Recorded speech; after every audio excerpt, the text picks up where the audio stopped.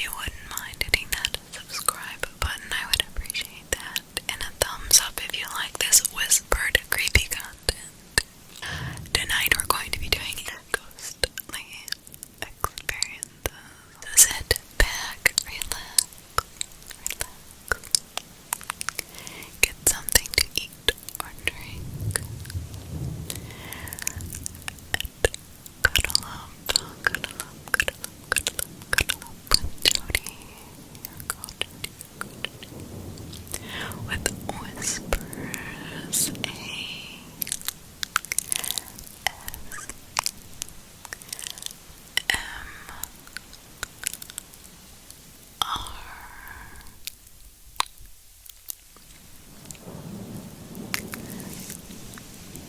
we're going to begin the paranormal, more of a ghostly haunting.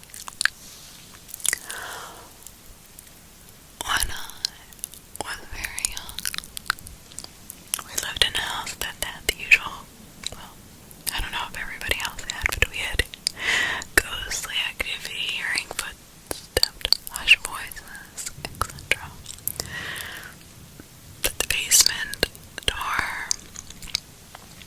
would open on its own, and I'm not talking about an inch or two. When you closed another door nearby, I mean it would swing open at full speed like someone was walking through it.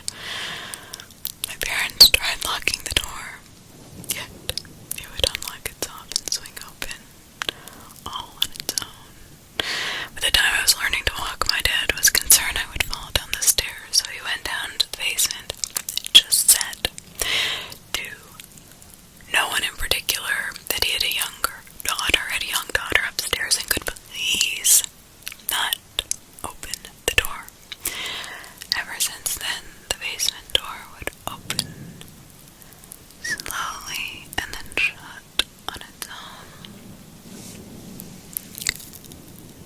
It's always nice when the ghosts are not mean. I was quite young. I was on a road trip after my freshman year in college. I'd been driving 5 or 6 hours straight without wearing my seatbelt. I buckled it. All of a sudden, out of nowhere, less than moments later, a semi crossed the center line, clipped our car, flipping us over and over and over. I walked away with some bruises, scratches, and a broken arm. I'm really certain if I had not followed that urge, I would be not here today. I felt like somebody was pulling the seatbelt across my lap.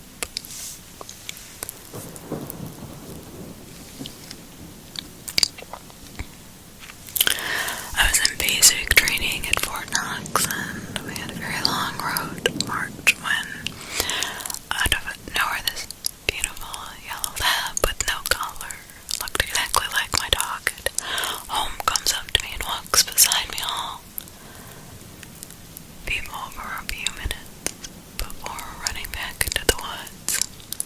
This was such a big boost to me, because you need to finish the march as one of the requirements to graduate. I was dragging ass to distress fractures in my feet. I was able to finish, and we earned some bone time to go home where my mom on for me. They had to put my dog down. She was sick before I left, and they were hoping she would hold on another week, but she got too bad.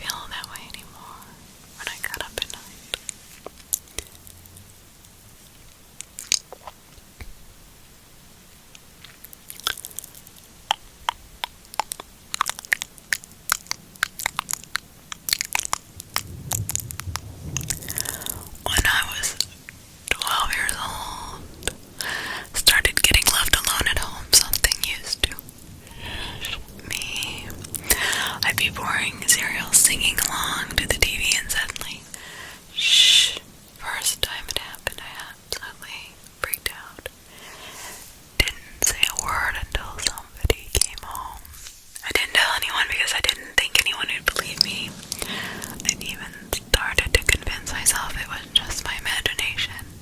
But then it would happen again. I think it happened about 5 or 6 times. One Saturday morning in my top bunk, the beds were super noisy, and the lightest of moves would result in them creaking. Shh.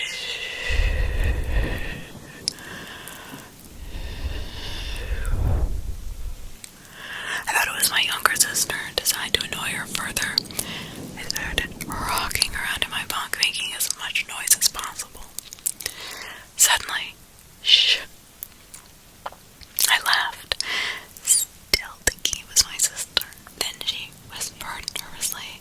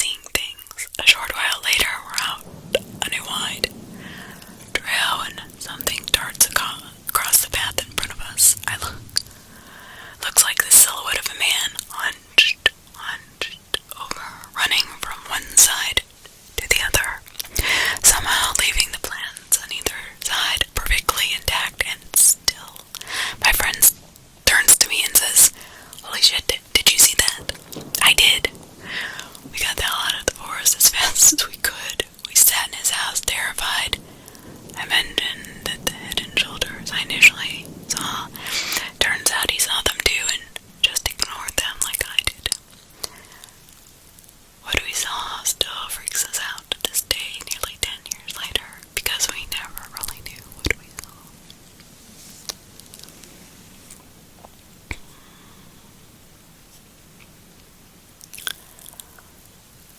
Back in my late teens, I was teaching myself to read tarot cards. I would do free readings for friends and family all the time for the practice.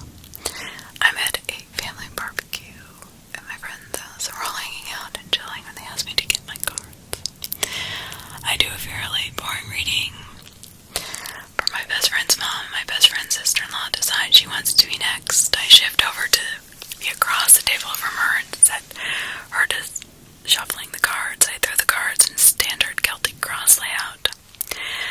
Darkest spread I've ever seen in my life. Almost all major incarnate cards, all showing their more negative aspects. I'm sitting looking at these cards that are basically saying this person is not good, and my brain is going a mile a minute, trying to figure out the hell I'm looking at. Deep, wolfish male voice I've never heard before or since says right into my ear, "Tell her nothing. Tell her nothing." Not threatening, just giving very clear instructions. I told her I couldn't tell anything, gathered up the cards, and got out of there as like my butt was on fire. A few weeks later, I'm over there and it came up. I've never told them about the voice. Turns out she had 2 palmists and 3 astrologers react the same way to divination requests. Wow. That's really weird. I've had my cards done 2 times. The first time, I had a set of cards and it said that somebody close to me is going to die. I brushed it off just to find out a few months later my mom was dying of cancer. The same woman, the same house, the same fucking cards. I laid the exact same cards except the one that's missing is the one somebody close to me was going to die. My mom had passed away. Well, when I was 15 in high school, my group of friends used to spend a lot of time at a particular friend's house because it was enormous and it was old, but his parents, they were pretty cool. We would just kind of run the place. We'd make dinner for 10 people, stay up late, listening to music, playing video games, and they never cared. Cooler than my parents, I'll tell you that right now. One evening, we're all sitting in his room watching TV. It's dark and the lights are on, but the curtains are open. Suddenly, 2 different people on the opposite side of the room jump like they've been startled and look around. Both of them explain that they saw a reflection in the window. Oh, on the 2nd floor. Somebody walked across the room. None of us were moving. We were frozen. It freaked a few of the girls out. Not us guys. And we had to calm them down a bit. Hero number 1. A couple weeks later, we found a pack of cards in our friend's house that had letters on them.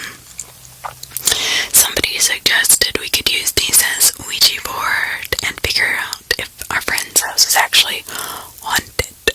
We got a big wooden board.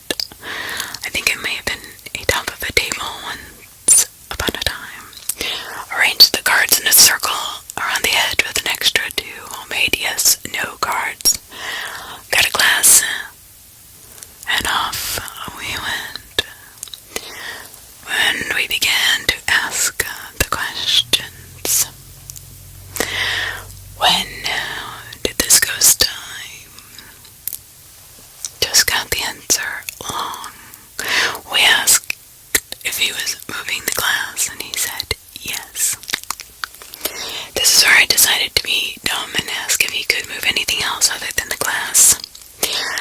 said yes. We all stopped and listened for the sound of something moving, but nothing happened. We asked if he had moved something. Yes. Nothing happened again. We moved on and asked some more questions. This is 10:30 at night. After a while longer, we said goodbye. I think at least one of us was aware enough about Ouija board lore to know we had to close the conversation properly. And then a little later, we all went home, a little spooked, but enjoyed it nevertheless. I walked home with another friend who lived nearby. As I walked in front of my door, my mom called out through the door to me, "Be careful in my room," because a mirror had fallen off the wall earlier, and they weren't sure if they had picked up all the bits of glass. When I asked when this happened, she told me all about 10:30. The same time I asked the spirit to move something, I did not sleep at all that night. Holy crap.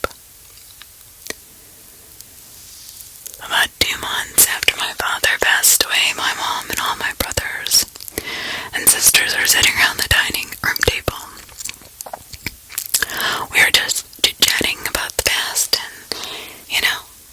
being nostalgic, sharing stories, talking about my father, and suddenly the globe around the light in the ceiling fell straight down on the center of the table.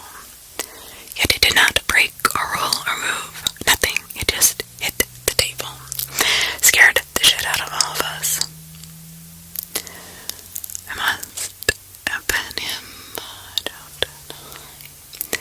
My father passed away almost 11 years ago by now.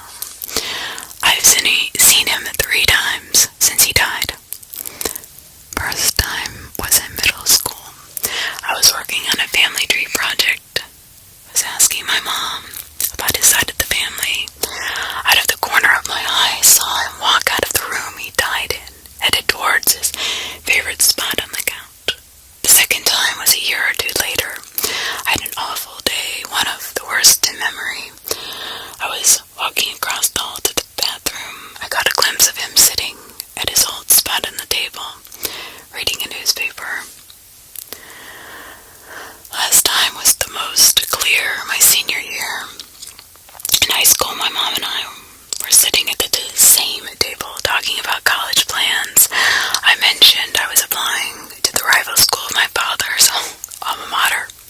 Not a good idea, not a good idea. Just then I saw him walk again from the room he died in over to the counter where he grabbed a cup of coffee and walked towards his bedroom.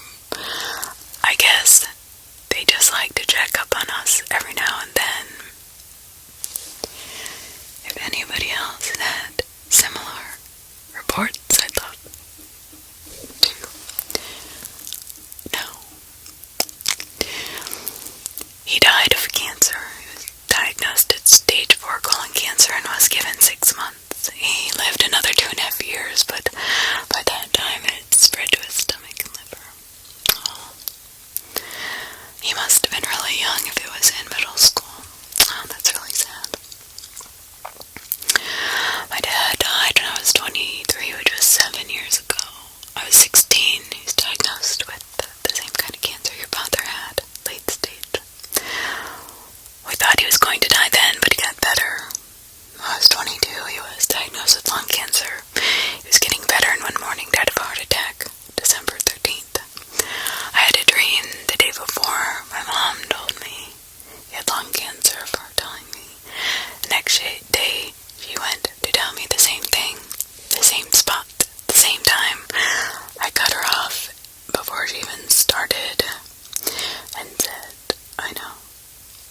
The day before he died, I was a wreck because I knew my dad was going to die, but I had no reason to think so, because he started to get better. The next morning when I had a hunch that he was dead, I looked at my phone and a bunch of missed calls. I already knew what happened. He has visited a lot in my dreams. Sometimes I get the sense that he's around me. It's nice to know that he isn't really gone. I hope you find his comforting advice.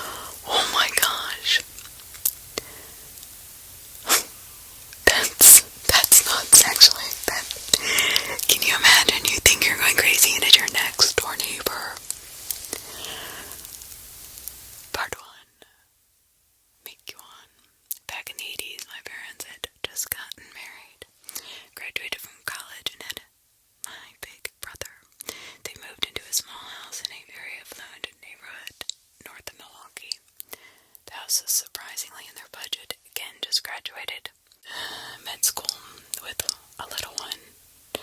Was the smallest on the block. My parents made an offer that was a few under the asking price. 2 other couples offered more than the asking, bidding war. However, the old man that owned the house rejected both of the other offers. He wanted my folks to have it. He said he and his late wife would have both agreed it was the right thing to do. My folks are super grateful and are extremely excited to be living in the neighborhood. There are many other kids, so my brother had lots of play dates. Life was good. But then shit starts hitting the fan. Part 2. Red light. The first thing was the basement. During this time, my mom stayed at home with my brother, and my dad was getting his practice started. He worked super late. It was only home on Sunday, basically.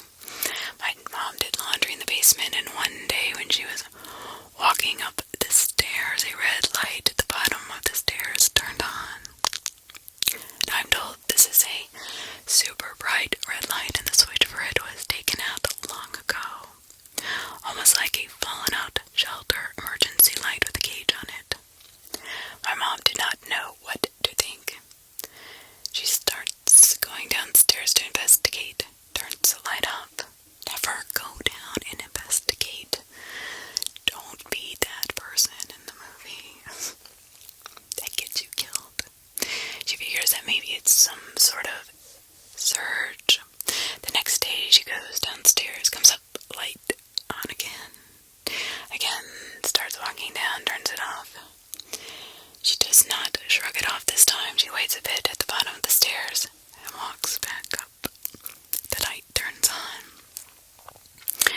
And she runs down this time to catch it, only this time it starts flashing like a strobe light before she can reach the bottom. She got the heck out of there and out of the house so quickly with my brother and didn't go back the rest of the day. The light never turned on for my dad or turned on again after that.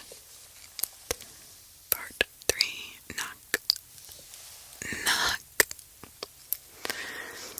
After the red light thing, my mom is shaken up. She is scared to death. She doesn't want to go downstairs, and that's obviously where you do laundry. She wanted my dad to go down with her. There was something that started before the red light, but escalated after. There was this knocking. My parents figured this was originally just natural sounds of the house, as it was fairly old. It would be very sporadic and very infrequent until one night my parents were in bed chatting about the day, bills, etc. They start hearing the knocking. It started in their room under their bed. Then it went to the walls and the ceiling. There in bed, stunned, frozen. They would wait 30 seconds, then it would start again. They could not find the source. Then it sounded like the knocking was outside the room. They get up. They follow the sound, trying to figure out where the hell it was coming from. They went all over the house, trying to figure out where this thing is coming from. Every time they thought they found the source, it would jump to the different side of the room. Eventually, they're in the foyer living room and track the knocking super frequently now and super loud to the foyer closet. My mom had a fireplace poker in her hand and my dad a bat. He crept towards the closet, and as he reached the doorknob, a voice calls out to them, "Knock! Knock!" He swung the doors open. There was nothing there, and all the knocking stopped. My parents could do nothing but stare at each other, and neither one of them slept that night. Part 4. It pushed me. So after the whole chaos with the red light knocking, my parents are a little wary of this house now. My mom is on the verge of a breakdown and not dealing with it well at all. Remember, she's in the house by herself all day with this nonsense. My dad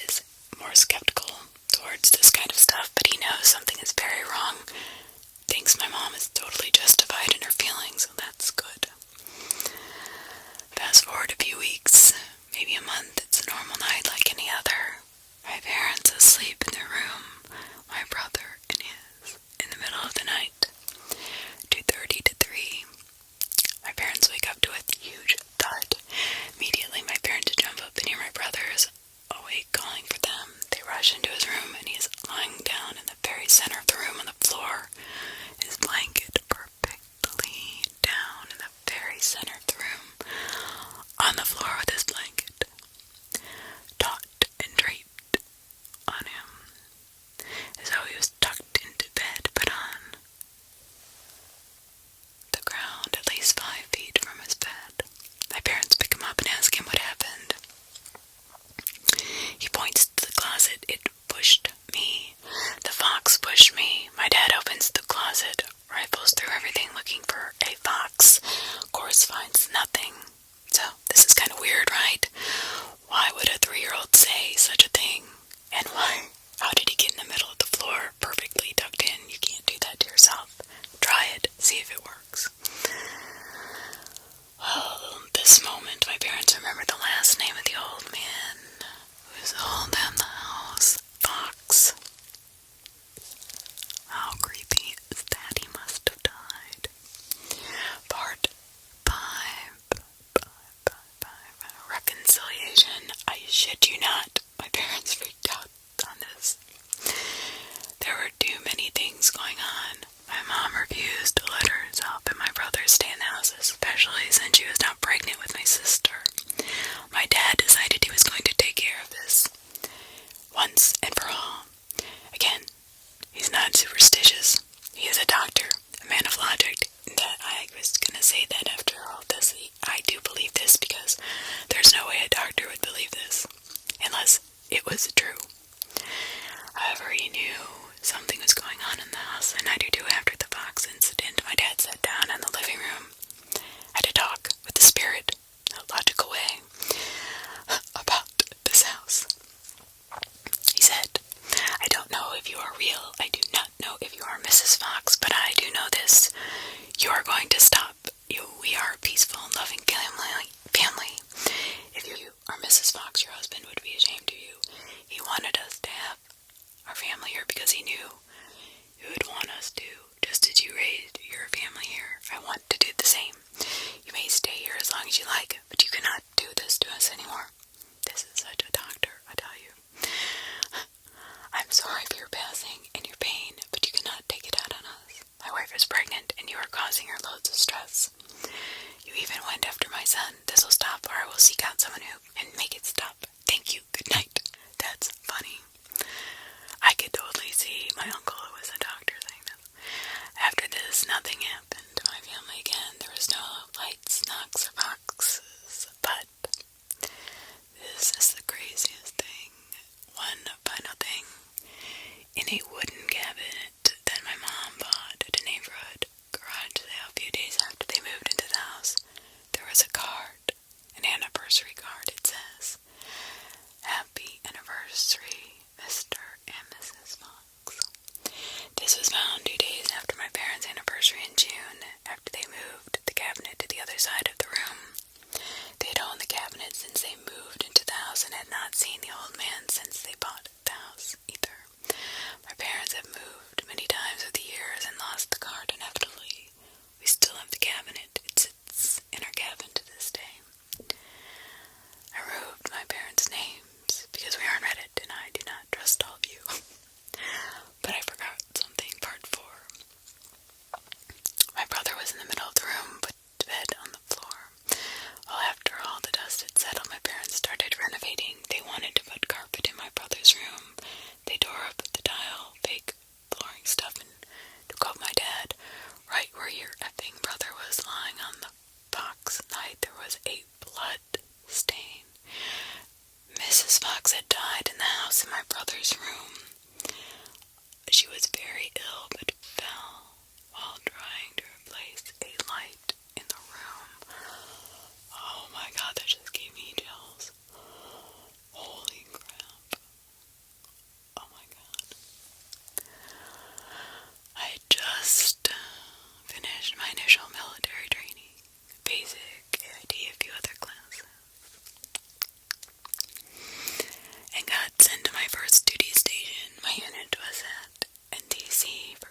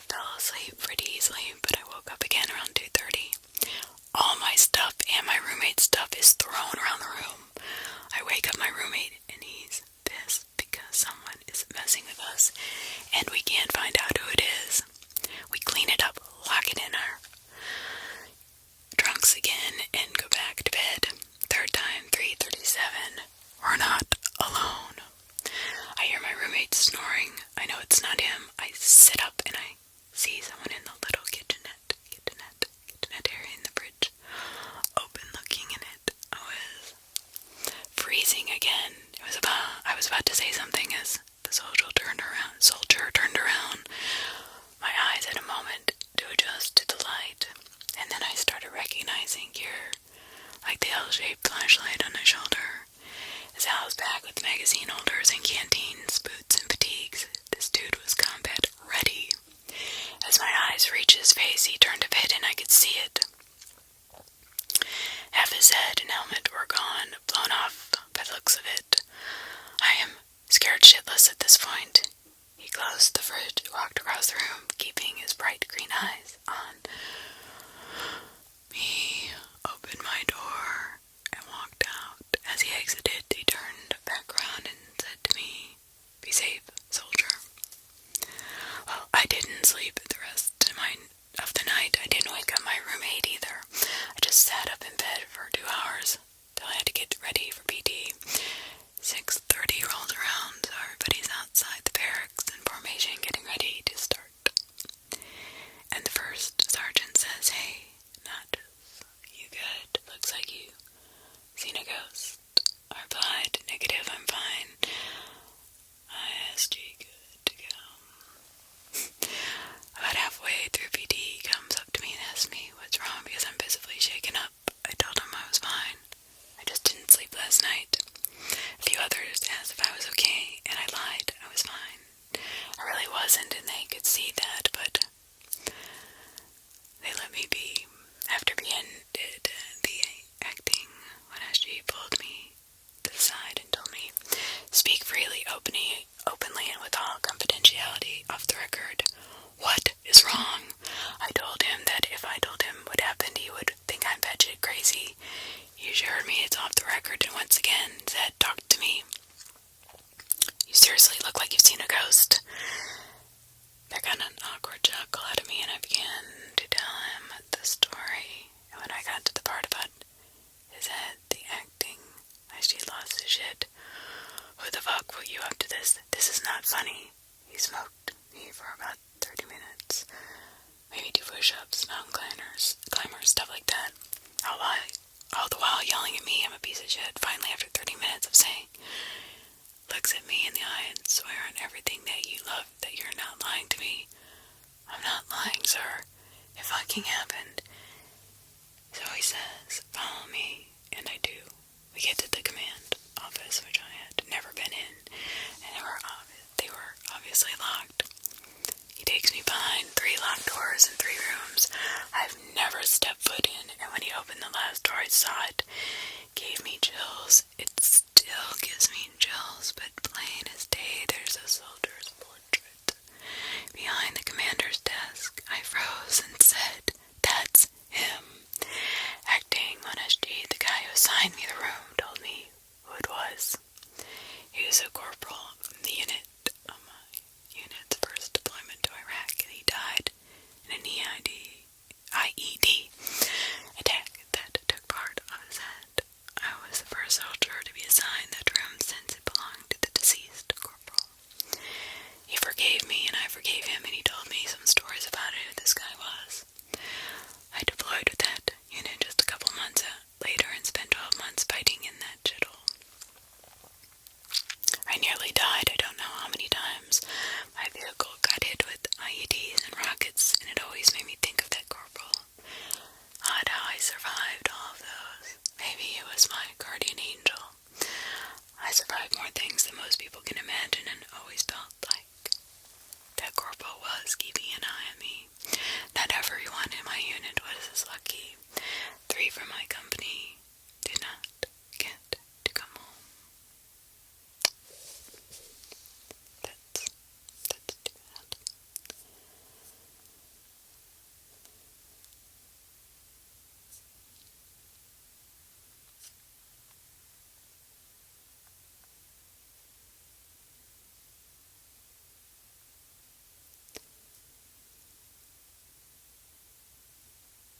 This is the house I lived in for 7 years. Many strange things happened in this house. Hear voices murmuring from time to time. I saw a shadow person. Saw someone stick their head into the room once. None of it felt hostile. But the same could not be said for this pervasive feeling my mother and I both felt if we went out front at night. She and I both felt like there was something watching,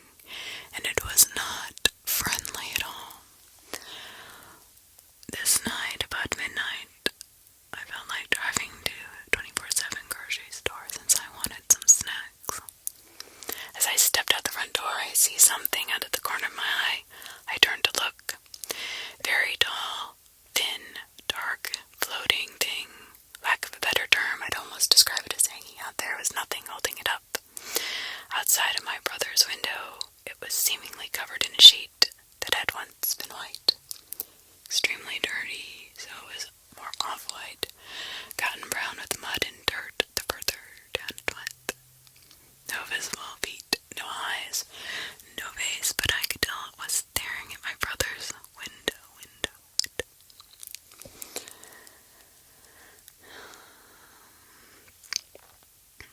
As I stared at it, it turned to look at me, and I remember feeling like one of those butterfly specimens pinned to a board.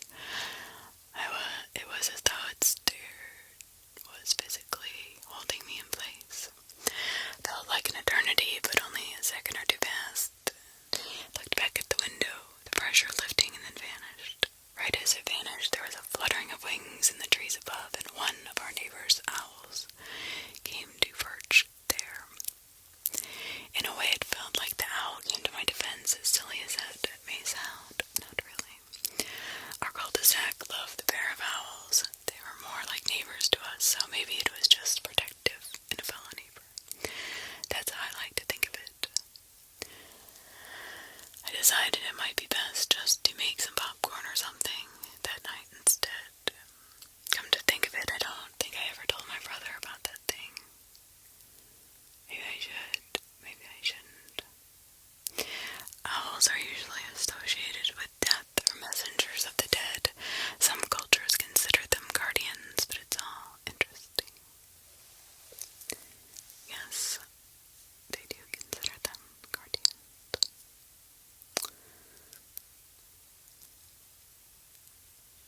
My sister and her friends had an experience while driving. They saw a giant slug-like creature floating across the road in front of them at night.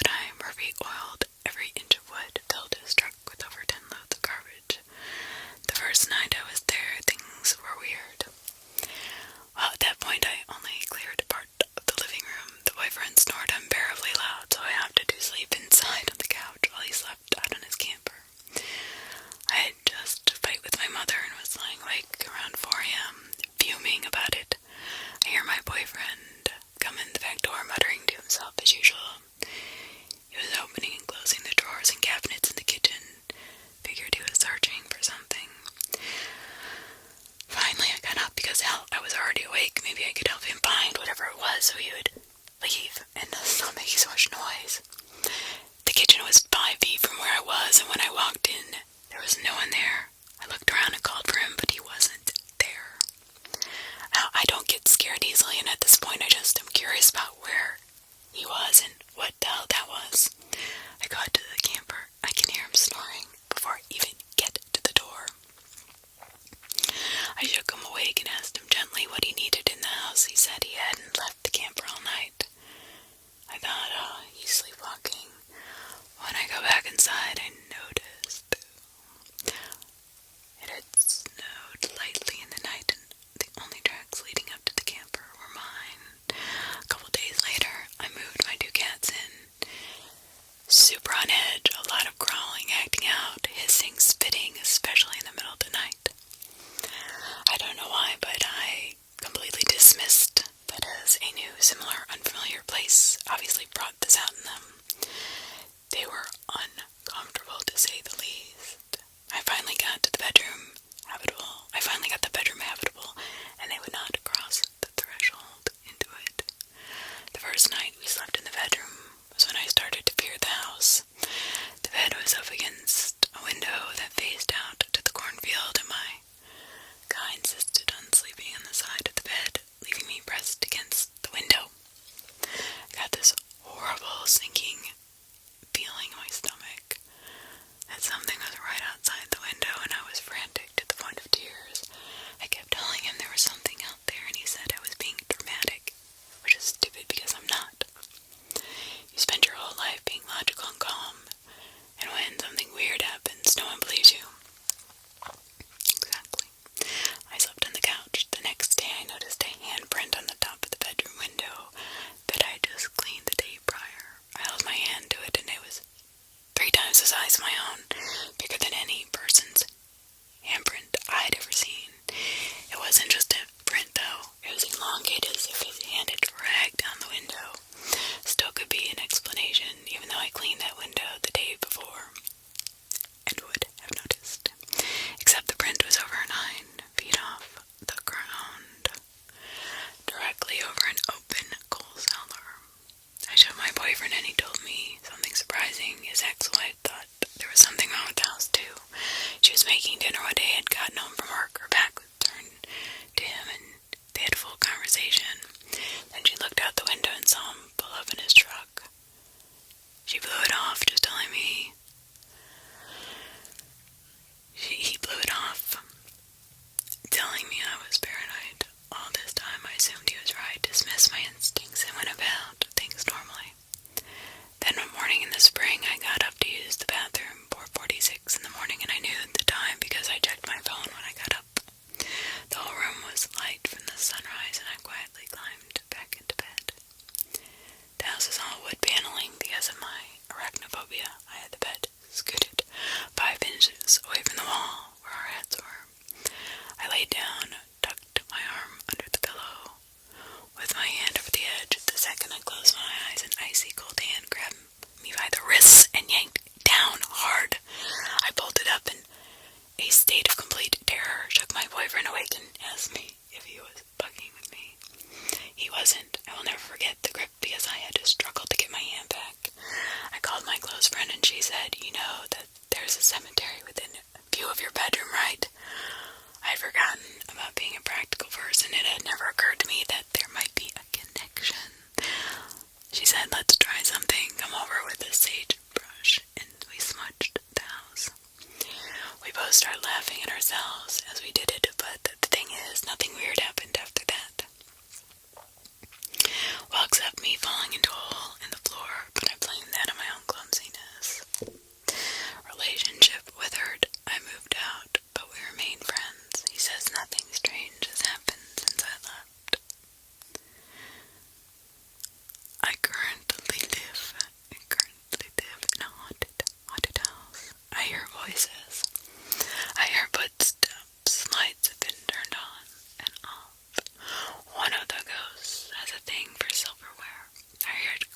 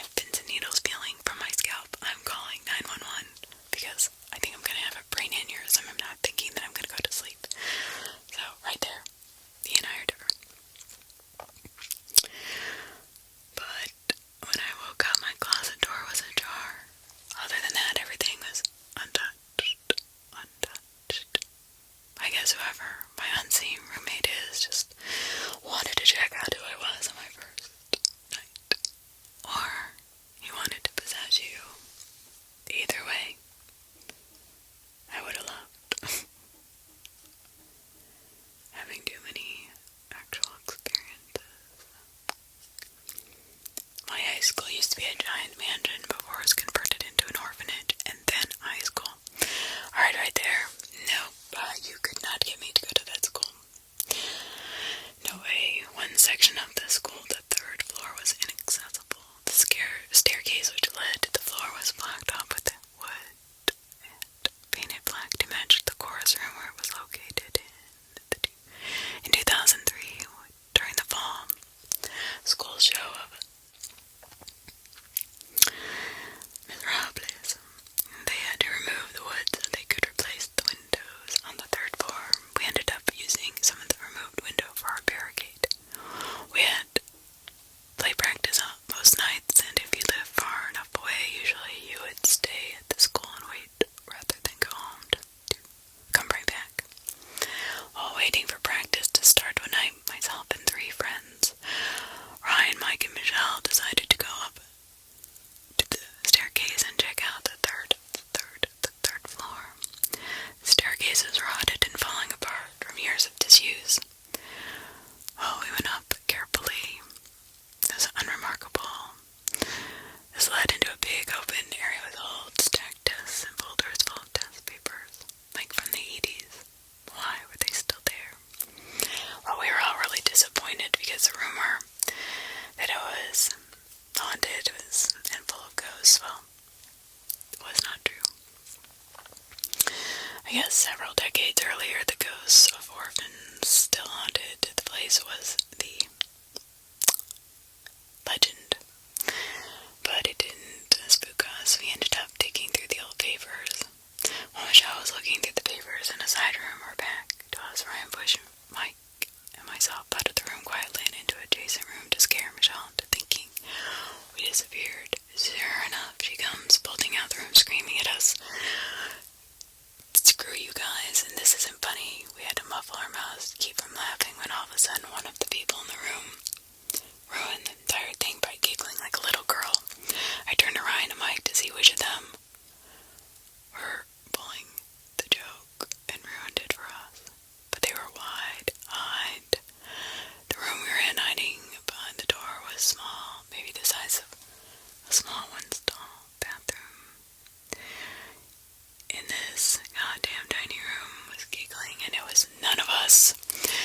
The whole plot played out, and probably 10 seconds between leaving Michelle and hearing the giggle, we stared at each other, waiting for something to happen or explain this. It was like 4 or 5 p.m., and we were the only ones in the chorus room the entire day. We would have seen someone go upstairs. You would have heard the floor creak. Whoever giggled at us from inside the room was up there already. Unfortunately, we did not get the explanation we needed because a second giggle started happening this time. More than one person making them. That was it for Ryan. Yeah, big tough athlete guy. Screamed the highest pitch I'd ever seen a guy that size make. Ran out of the room. He pushed past us, screaming into the hallway, scared the daylights out of Michelle on his way down, and bolted down the steps. This time we did not take one by one. Actually, chunks of rotten wood started falling off. We explained what happened to Michelle and then went somewhere that was not the chorus classroom until play practice started. The maintenance team must have known we were up there because collectively got a call about going up there, safety concerns with the rotting steps. So of course people started going up there willy-nilly hoping to see a ghost. There are more stories about the third floor during that year that promptly stopped once they replaced the windows and sealed the room back up. But now the school's closed and empty. That whatever ghosts were having a good time are now free to do whatever they want. When my daughter was 7, she kept asking me why I was smoking in a room late at night. I admit I was a smoker at the time, but I never would smoke in a room. I never even smoked upstairs at all. I told her that I wasn't smoking in a room late at night or any time, but she was insistent that someone was coming in, sitting on her bed and smoking. This kind of freaked me out, but I knew nobody was sneaking into our house just to catch a late night smoke in my daughter's bedroom. I mean, that would be insane, right?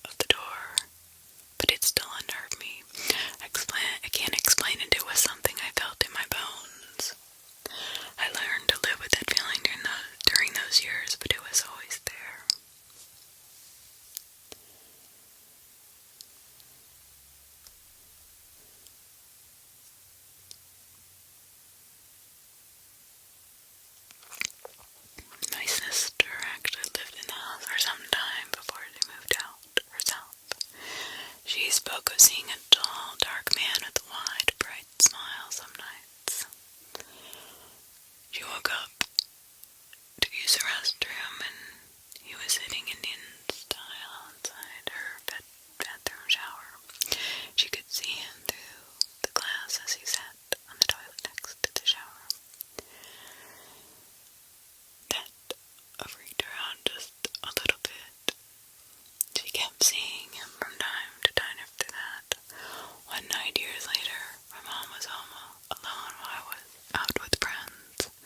My mom heard the stories but didn't believe us. But we all knew she was a little creeped out. She wakes up randomly on this night. She felt up this strength and said something along the lines, "I'm not afraid of you, whatever you are. Leave me alone." She went back to sleep. Wakes up not being able to breathe as her gaze came to focus. She sees it's a dark, tall man with his hands around her neck, choking her, the smile wider than ever. She tries to scream, but can't even breathe. Finally backs off and fades into the darkness. My mom thought he was messing with her because of what she said. She called me, sounded very worried. I was drunk, about 45 minutes away. However, I sobered up and got home safely.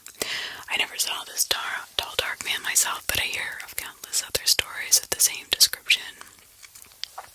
Maybe they're related.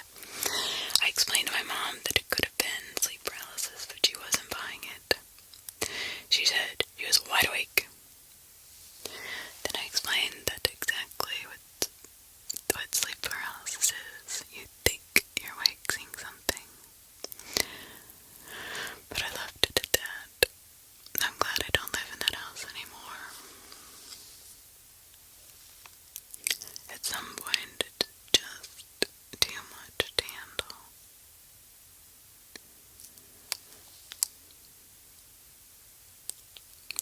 I lived to a facility for developmentally handicapped people for 3 years.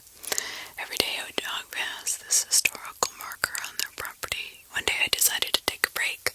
I love history, and I finally walked over and read it. It was a dedication to a mass grave of 300 people for what used to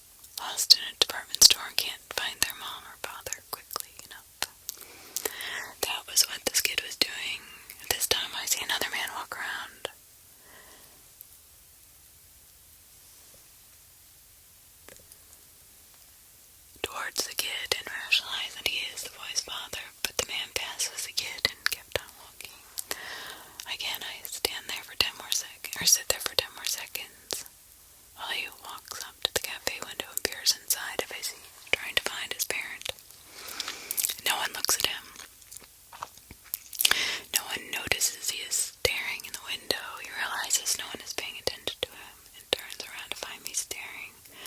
We lock eyes for 5 seconds while he is just standing there crying in a tiny blue windbreaker in 15-degree weather, clutching his little green book close to his chest. I decided in that moment, since no one was with him, and his jacket was way too thin for the weather, that I will pull over as soon as the light turns green to wait with him until whoever he was looking for comes back. In the same instant, an SUV pulls up next to me, causing us to lose eye contact. I can still hear him crying. The light turns green, SUV zooms off, and there's no little boy in sight. I quickly glance into the cafe to see if he ran in there. Nothing. I look in the liquor store. Nothing. He has just vanished in front of my eyes. I drove home in complete silence, trying to decipher what the hell I just witnessed.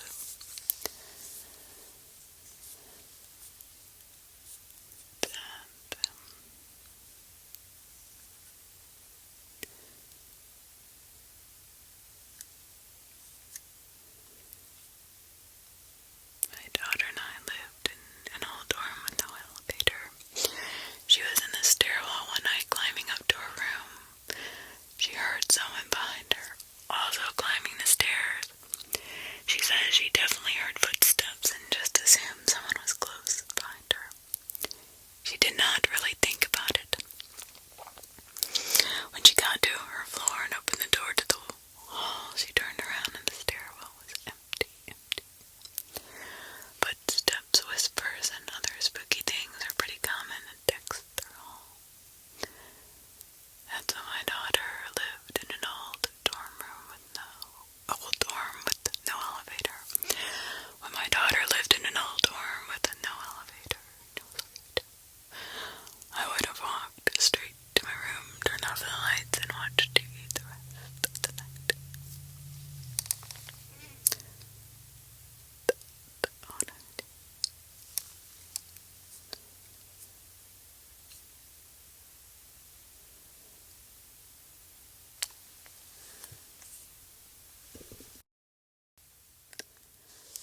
I was driving at night on an unfamiliar forest road during a thick fog, 30 kilometers out of Vancouver, Canada.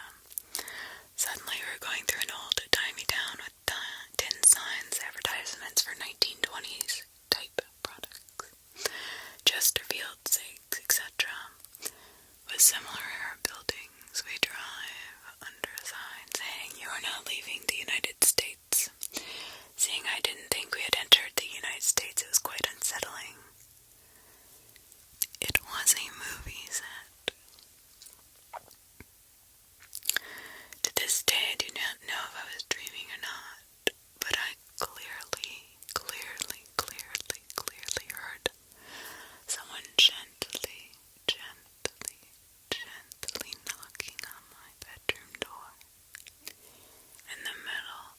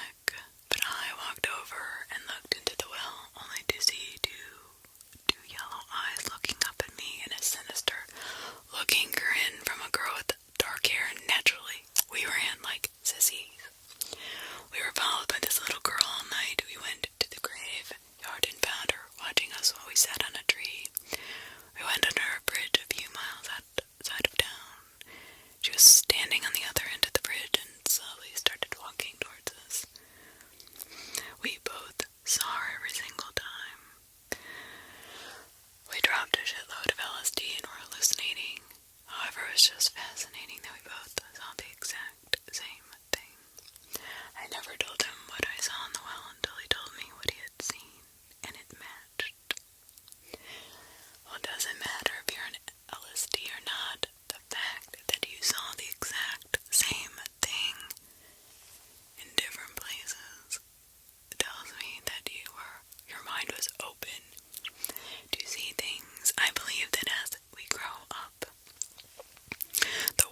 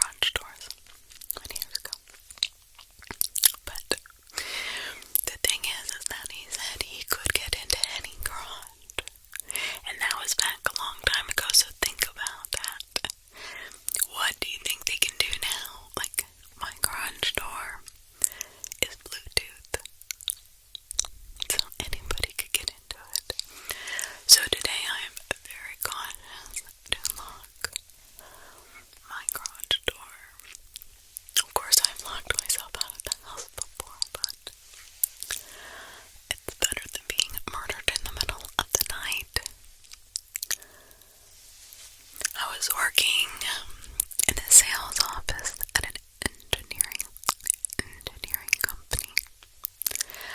I was asked to record the serial numbers of a stack of large steel plates on the shop floor. I had to get someone with crane operating experience to lift the top plate so I could read the one underneath. The guy lifted it, oh my gosh, directly upwards, 6 feet in the air. I was just about to lean underneath the plate when a tiny little voice inside my head said, "Do not do that, mate. Get him to move the overhead plate on to one side." As soon as I thought that, the clamp holding the plate failed and fell to the ground in front of me. It weighed about a ton. I would have had my head taken off instantly, killing me. Oh my god. You know, this is very creepy. That sixth sense, or angels, or guardian angels, or whatever you want to call them, or something that tells you not to do it. To get out of the way, to stop. Listen to that little voice inside of you. It will save your life. I always yell at new guys about safety to the point I'm annoying. I did not think that 20-year-olds needed to be told not to run in a shop with forklifts speeding around the corner, or that you should not walk under a suspended load, or that you need to put the parking brake on when you're done with your forklift. Get the idea. Common sense is not common. Trust your gut. And the fact, people, don't use their common sense. And it's true, you know, teenager. I don't care. Somebody who's 20 years old is not an adult. I know that all the 20-year-olds are probably gonna unsubscribe from me, but it is true when, and some are, don't get me wrong, there are some of you out there that are super, you have this super sense. But in my 20s, I would do stuff, even though I had a lot of common sense, that I would never do today, just because I didn't have the same kind of respect for my life that I do today. Today, I am more cautious because I have my daughter, you know, so, and then, of course, my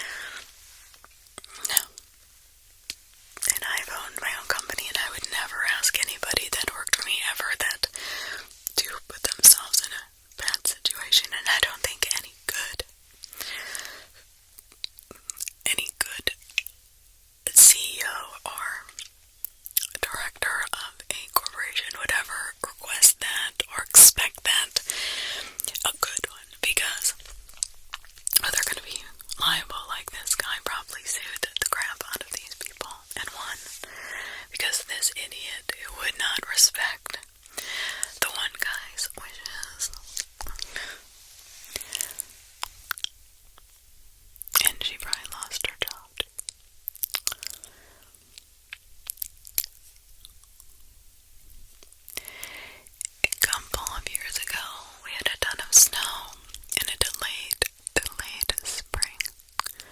When the snow finally started to melt, it was so rapid, so much that areas had creeks forming. My dad and I were on a walk on a trail and stopped to admire a culvert that got torn apart by newly formed riverbed.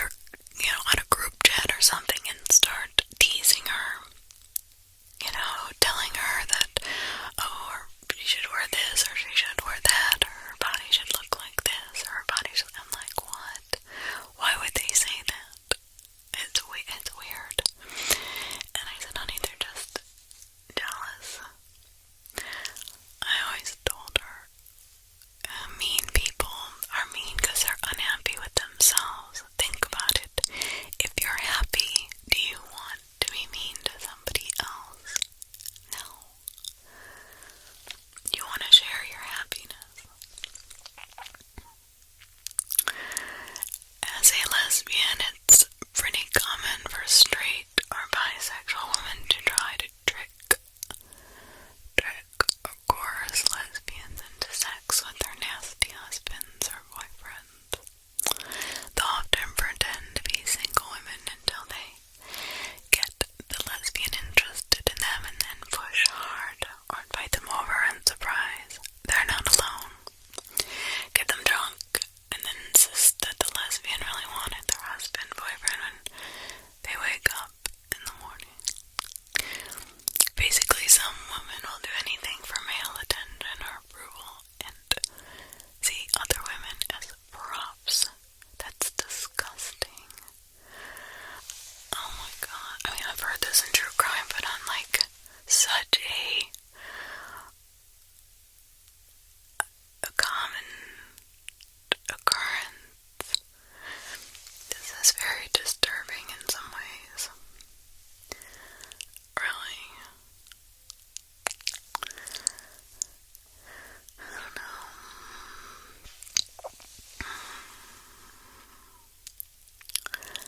I had a sense something was wrong in my house. No reason why. I went around looking, but I couldn't find anything wrong or anyone in there. I felt so freaked out I stayed at a friend's place. Ended up being a carbon monoxide leak. That feeling saved my life. Yes, it did. I was 8 years old and we had a special quiz in school worth a small amount of our grade, but the rule was we only got the points if we followed these rules. We had to take it home, show our parents, have them sign it, and return it the next day. This was the 80s, and I'm now 99% sure it was due to my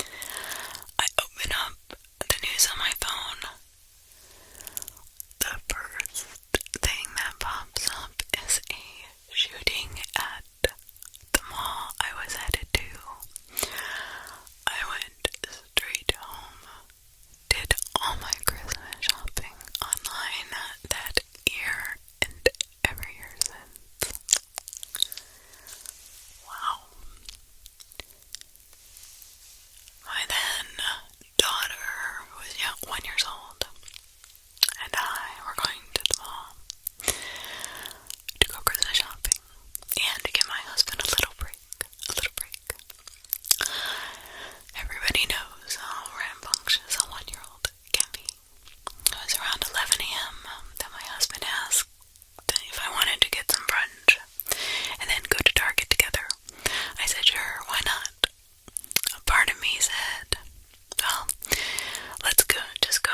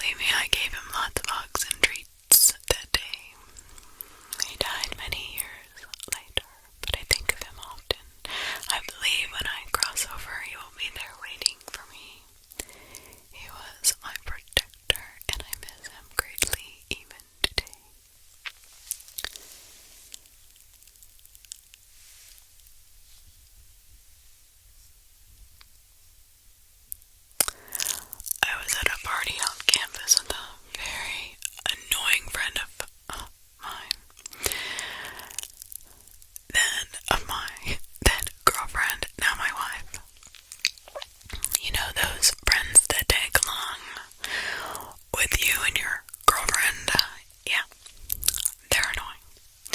We were waiting for my girlfriend and another of her friends to show up, so now there's gonna be two annoying aunts and me and my girlfriend. The guy hosting the party were sketchy guys looking, and the guys hosting the party were really sketchy looking. I had to drink a beer and jet out vibe. I was talking to someone I knew from class. I turned around and saw my wife's friend who was sober 10 minutes ago stumbling and slurring. Some dude was walking her to the basement. I ran over, told him to get the F off my girlfriend, and suddenly I was surrounded by 3 guys about to jump me, telling me to get the F off. They were all partying downstairs. The guy who I was talking to walked over with some of his friends, and I took the opportunity to get her the hell out of the party. I called my girlfriend and told her not to go. We met up at the local Waffle House, and we fed her friend, gave her coffee, and got her to her room. Later find out another girl wasn't so lucky. The guys held her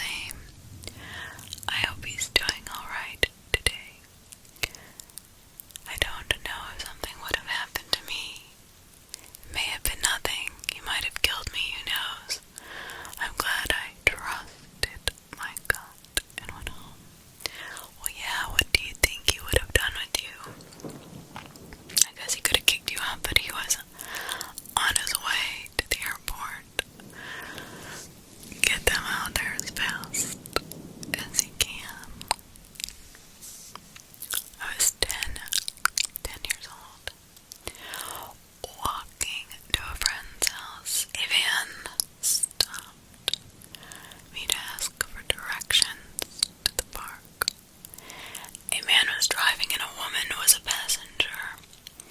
She's the one who spoke to me. We had been taught in school, and of course by my parents, that adults should never ask kids for anything, directions, to get in their car, anything. In school they told us if anyone ever stops, take a giant step back before running away so they can't grab you. I take one step back, tell them I don't know where the park is. The lady said, I can't hear you. Come closer. I knew in my gut something was wrong. Out of fear, I almost listened to her, but then the sliding door on the van started to open and I took off running faster than I ever ran in my life. I ran all the way to my friend's house. I told her parents everything that happened. They called the police, and then my parents, the police came to her house and talked to me, said that 2 other kids in our neighborhood reported the same van stopping and talking to them. Weird, because before the van even stopped beside me, I had this sick feeling in my gut. As soon as it started rolling down the street, I knew something bad was in that van and was about to happen. It was a couple of months before I had even enough guts to walk to my friend's house by myself again. Yeah, don't blame me, oh my god.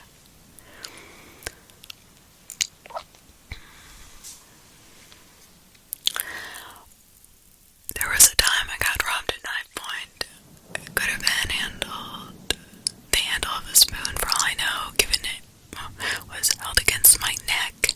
I swear it felt so off when these guys on a motorbike rolled up on me that I took off running. They kept pace with me and were telling me, yo, Jill, just asking for directions. I considered this in the snap judgment that I made about these gentlemen. I let up on the running for barely a moment. Soon in the aforementioned predicament, before I could register what just happened, I still do not know for certain what seemed off about them, but it just was their energy, their aura, whatever, to open approaching someone on the road after 1 a.m., trying to act casual, just a mix of red flags. That is scary, and that happened to him as an adult. My sister and I went to the city for our birthday. We stayed in a hotel downtown. Since we were really close, we decided to walk to the bar. We get there, we're having a great time, but it's getting really late. Last call rolls around and I decide to get us one more drink each. A man at the bar, we made conversation. He said he was alone and invited him to our table. When we get to our table, a man is standing there talking to my sister. The men claim to not know each other, stating that they're from completely different states, but they seemed awfully